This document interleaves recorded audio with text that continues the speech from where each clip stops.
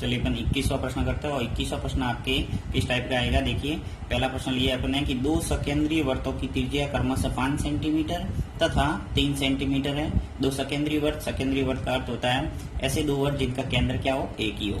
यहाँ पे मैंने 3 सेंटीमीटर और 5 सेंटीमीटर के दो वृत्त खींचे हैं, यानी एक आपको अंदाजन खींचना है। यहाँ कोई रचना वाला टॉपिक नहीं है कि आपको 3 सेंटीमीटर और 5 सेंटीमीटर वाले फिक्स माप के करना है। ऐसे अंदाजन वृत्त खींचना। आपको पूछा क्या है, यहाँ पे जीवा की लंबाई पूछा है, तो सिंपल सा खींचना है आपको रफ चित्र, राइट।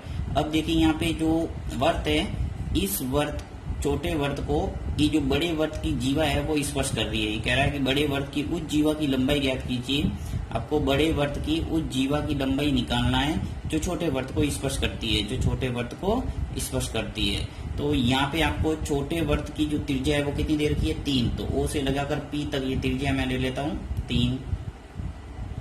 अब यहाँ पे जो बड़े वृत्त की त्रिज्या है वो कितनी है, 5। तो ओ से लगाकर ए तक ये 5 सेंटीमीटर ले लेते हैं, क्योंकि बड़े वृत्त की जीवा ये त्रिज्या हो गई। पूछा है आपको जीवा की लंबाई, और जीवा किसे कहते हैं, परिधि के किसी भी दो बिंदुओं को मिलाने वाली रेखा को क्या बोला जाता है, जीवा। तो यहाँ पे ए से लगाकर बी तक ये क्या है, जीवा। तो सबसे पहले अपन क्या करेंगे, ए से लगाकर पी तक ये दूरी आ जाएगी, तो अपने पास ए और बी भी आ जाएगा। जैसे ही अपन डबल करेंगे तो क्या आ जाएगा, ए बी। तो सिंपल सा आपको यहाँ पे एक पाइथागोरस प्रमेय लगाना है। देखिए क्या है, समकोण त्रिभुज ओ ए पी में आपको सीधा लिखना है पाइथागोरस प्रमेय से। अब यहाँ पे देखिए ओ ए और पी के अंदर यहाँ जो स्पर्श बिंदु पी है, यहाँ पे क्या बनेगा, 90 डिग्री। हम जानते हैं कि स्पर्श बिंदु से जाने वाली त्रिज्या स्पर्श रेखा पर क्या होती है, लंबवत होती है। तो यहाँ पे 90 डिग्री कौन बनेगा, तो 90 के सामने वाली भुजा होती है वो क्या होती है, कर्ण, पाइथागोरस प्रमेय के अंदर। तो यहाँ पे अपन लिख लेते हैं ओ ए का स्क्वायर, यानी कर्ण स्क्वायर बराबर लंब स्क्वायर प्लस आधार स्क्वायर। अब लंब किसी को मान सकते हैं और आधार किसी को मान सकते हैं, ये कोई फर्क नहीं पड़ेगा। तो O P square, O P का स्क्वायर प्लस ए पी का स्क्वायर, ये अपन ने दोनों भुजाओं का योग ले लिया। अब ओ ए मेरे पास कितना है, 5, तो 5 का स्क्वायर कर दो। ओ पी कितना है, छोटे वृत्त की त्रिज्या है 3, 3 का वर्ग कर दो। और ए पी आपको निकालना है ऐसा का ऐसा। 5 का वर्ग कितना होता है, 25, 3 का वर्ग 9 प्लस ए पी का स्क्वायर। अब ए पी स्क्वायर निकालना है, यानी कि आपको 25 में से घटाना पड़ेगा 9 को पक्षांतर करके। 9 को पक्षांतर कर दिया है तो ए पी का स्क्वायर। 25 में से 9 गए, क्या बचा, 16 और ए पी स्क्वायर। अब यहाँ पे देखिए इसको मैं यहाँ करके आगे लिख रहा हूँ, ए पी स्क्वायर बराबर 16। तो ए पी बराबर क्या आ जाएगा, यहाँ से घात जब भी हटेगी तो आगे क्या आएगा, रूट का निशान। तो ए पी बराबर आ गया 16 का वर्गमूल निकालेंगे, क्या आएगा, 4। तो ए पी आ गया आपके पास 4, यहाँ पे 1 सेंटीमीटर में, तो ये भी क्या आएगा, सेंटीमीटर में।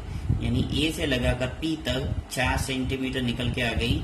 तो आपके पास पूछा है आपको बड़े वृत्त की उस जीवा की लंबाई ज्ञात कीजिए, छोटे वृत्त को स्पर्श करती है, यानी पूरा ए से लगाकर बी तक ये आपको निकालना है। और ये जो चित्र है वो आपको बनाना पड़ेगा, मैंने समय बचाने के लिए पहले से बना के रखा था, आपको बनाना है। बस सीधा सा लिया हुआ कि दो सकेंद्रीय वृत्तों की त्रिज्या है, तो सकेंद्रीय यानी जिसका केंद्र एक ही हो, दो वृत्त खींचने हैं, और ये लिए आप डायग्राम बना सकते हैं। अब देखिए यहाँ मैं ए बी निकालता हूँ, तो ए बी बराबर क्या हो जाएगा, ए पी प्लस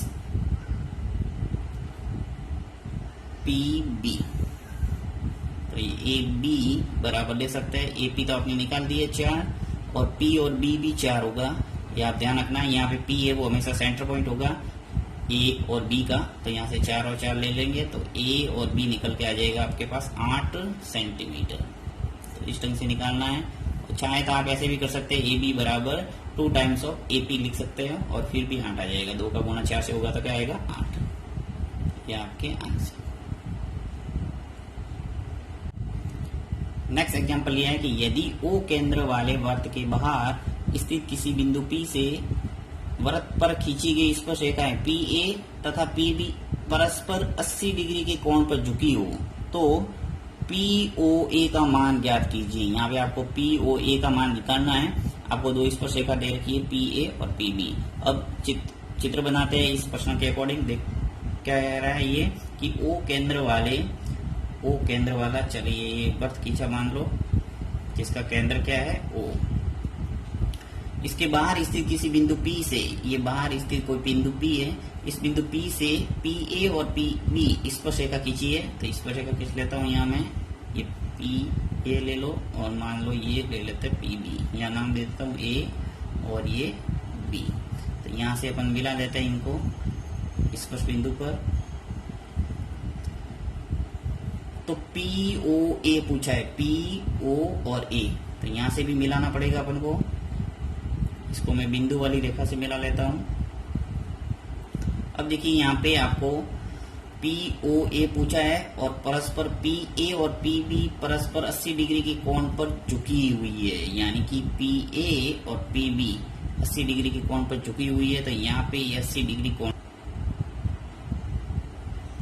अब देखिए इस प्रश्न को करने के दो तरीके, या तो इसको शत्रुभुज मान के कीजिए या फिर इसको सीधा भी कर सकते हैं। देखिए कैसे कि O A P और B एक तरह से क्या है, एक शत्रुभुज है और शत्रुभुज के चारों कोणों का योग क्या होता है 360 डिग्री।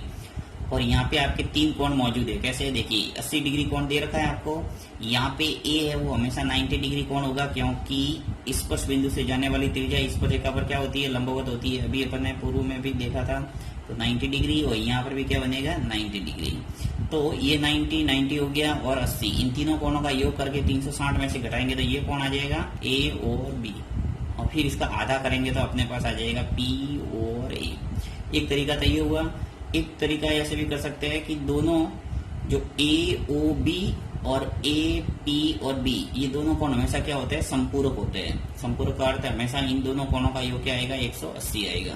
तो ये जो दे रखा है इसको सीधा 180 में से घटाएंगे तो ये कौन आ जाएगा। देखिए तो 80 दे रखा है, यदि मैं 180 में से घटाऊंगा तो कितना आएगा 100, और 100 का आधा करेंगे तो क्या आएगा 50, यानी इसका उत्तर है वो कितना है 50 है। तो चलिए इसको मैं शत्रुभुज मान के ही कर लेता हूँ। तो देखिए यहाँ लिखते हैं चतुर्भुज OAP और B में,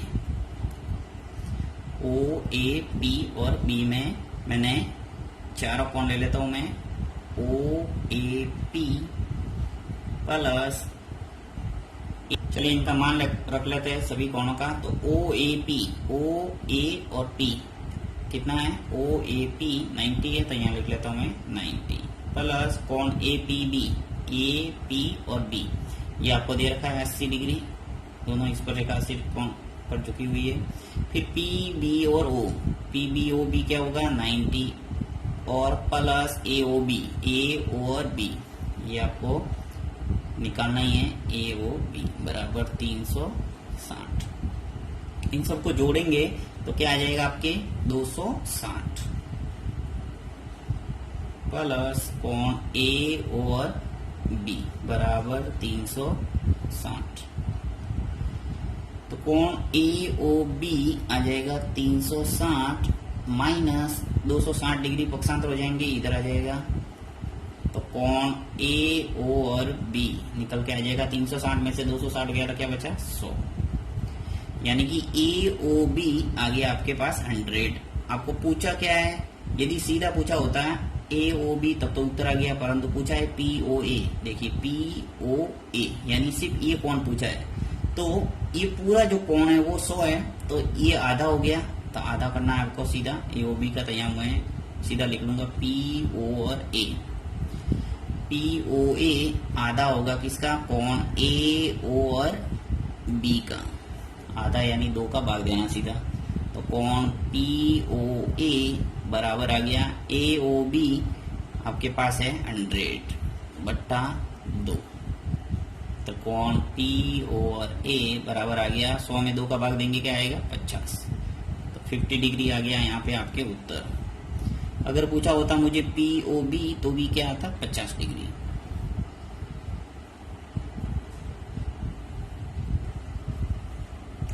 चलिए नेक्स्ट प्रश्न करते हैं कि दी गई आकृति में O केंद्र वाले वृत्त के परिगत एक शत्रुभुज PQR खींचा गया है। आपके परिगत एक शत्रुभुज रखा है PQRS, PQR और S जो कि वृत्त के परिगत है। परिगत का अर्थ है कि इसकी जो चारों भुजा है शत्रुभुज की वो क्या कर रही है, एक वृत्त को स्पर्श कर रही है, राइट। अब ये कह रहा है कि सिद्ध कीजिए कि P Q plus R S, P Q plus R S यानी आमने सामने की भुजाओं का योग है वो बराबर है। ये कह रहा है ये पी एस, पी और एस और प्लस क्यू आर, क्यू और आर यानी आमने सामने की भुजाओं का योग आपको सिद्ध करना है बराबर। तो उसके लिए बहुत ही सिंपल है। देखिए आपको सबसे पहले जो सिद्ध करने वाले जितने भी सवाल आते हैं परीक्षा के अंदर, आपको हमेशा एक निश्चित स्टेप फॉलो करना है। सबसे पहले दिया हुआ है, अब दिया हुआ के अंदर आपको वही लिखना है जो प्रश्न के अंदर दिया हुआ है। सिंपल सा आपको जो लाइन लिखी हुई है वो क्या वो लिख सकते हैं, ज्यादा दिमाग लगाने का काम नहीं। देखिए दी गई आकृति में ओ केंद्र वाले वर्त के परिगत एक चतुर्भुज पी क्यू आर खींचा गया है। तो बस इतना सा लिख लो कि आकृति में ओ केंद्र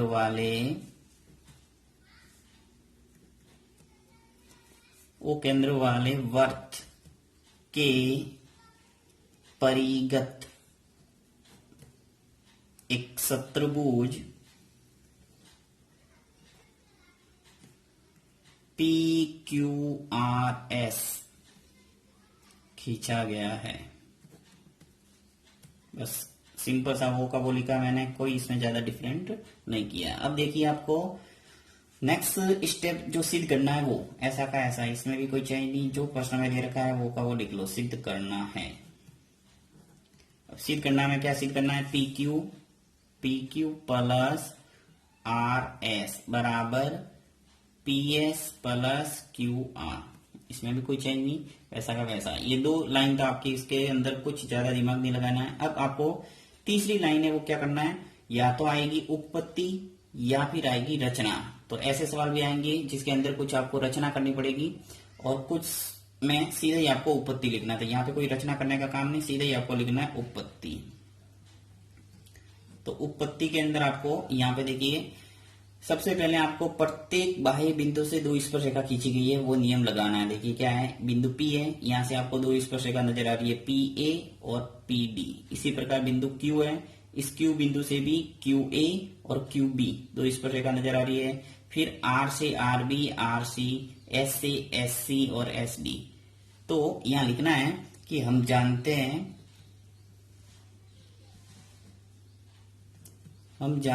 कि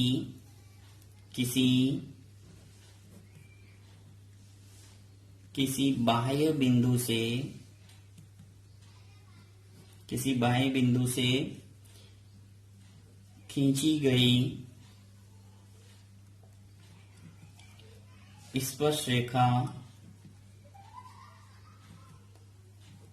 स्पर्शरेखा की लंबाई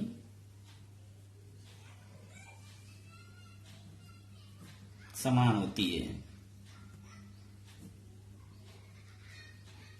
अब एक बार लिखने के बाद सभी स्पर्शरेखाओं की लंबाइयों को क्या करेंगे, अपन समान करेंगे। क्या लिखा मैंने, देखिए वापस पढ़ रहा हूं, हम जानते हैं कि किसी बाह्य बिंदु से खींची गई स्पर्शरेखा की लंबाई समान होती है। ये जो स्पर्शरेखा है वो हमेशा समान होती है, ये प्रमेय है और ये अपन ने प्रूव किया हुआ है कि किसी बाह्य बिंदु से खींची गई स्पर्शरेखा की लंबाई हमेशा क्या होती है, समान।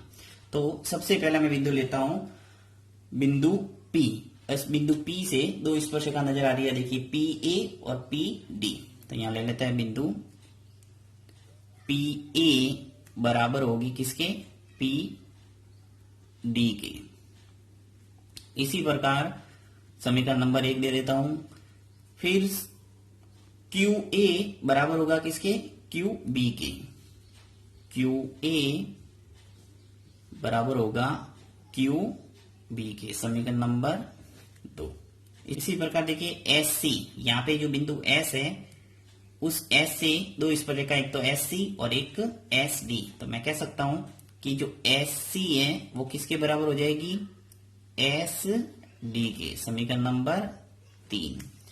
और RC, यहां से R से लगाकर C तक जो स्पर्शरेखा वो किसके बराबर होगी, RB के। तो यहाँ पे RC जो होगी स्पर्शरेखा वो बराबर हो जाएगी RB के, समीकरण नंबर 4। अब इन चारों समीकरणों को जोड़ना है, बस कुछ नहीं करना है। देखिए समीकरण 1, 2, 3 व 4 को जोड़ने पर तो समीकरण 1 2 3 4 को जोड़ लेते हैं। तो बाया पक्ष में रखना और दाएं पक्ष दाएं में। तो यहाँ पे मैं लिख लेता हूं PA QA SC और RC, ये सभी मैंने लेफ्ट हैंड साइड लिखा। इसी प्रकार राइट हैंड साइड लिखता हूं PD plus QB plus SD plus RB, सभी अपन ने भुजा लिख ली। अब क्या करना है आपके, देखिए सिद्ध क्या करना है कि PQ plus RS, PQ plus RS। तो यहाँ पे PA और QA ये दोनों भुजा मिलके क्या बन रहा है, PQ। तो इसको मैं पास में लिख लेता हूं, ब्रैकेट के अंदर बंद कर लेता हूं। देखिए PA प्लस QA, इनको ब्रैकेट के अंदर बंद करूंगा तो मेरे पास PQ बन के आ जाएगा। इसी प्रकार RS बनाना मुझे, तो R और S किन दो भुजाओं का योग है, RC और SC। तो यहां पर भी मैं जो SC है और RC इनको भी ब्रैकेट के अंदर बंद कर लेता हूं, फिर बराबर।